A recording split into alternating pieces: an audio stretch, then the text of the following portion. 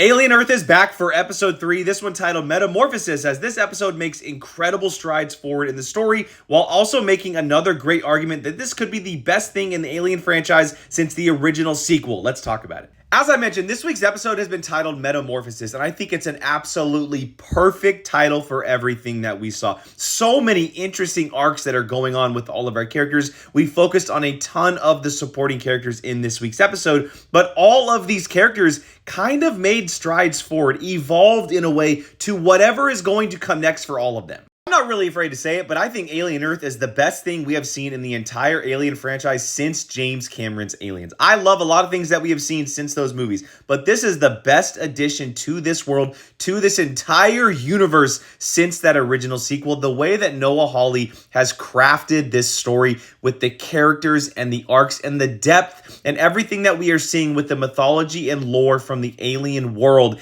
is so incredible to see on a week-by-week basis. The biggest standout for me in the show so far is how it's balancing all of its characters so well. We are getting all of our main characters of Wendy and Kirsch and Morrow, but we're also seeing where all of our supporting characters are at as well, like Nibs and Curly this week. Nibs is questioning everything that she is going through because of her experience in those first 2 episodes, why she can't go home, why she's in the adult body. But then you have Curly, who is becoming more comfortable in her own skin, wondering why Wendy is considered the special one and wanting to become where Wendy is currently at. Another big thing walking away from this week's episode is Timothy Olyphant's character of Kirsch, and I really enjoyed him in the first 2 episodes, but I loved him to another level after this week's episode. He has so many layers, but we are also introduced in a way to a whole new version of this character after this week's episode. He in a way acts like a parent to the children, but also after the discovery of these species and him operating on them, it feels like he is going to go down a road where he is going to be defiant towards Boy Cavalier and almost become in charge himself and take things in his own direction, which I would love to see.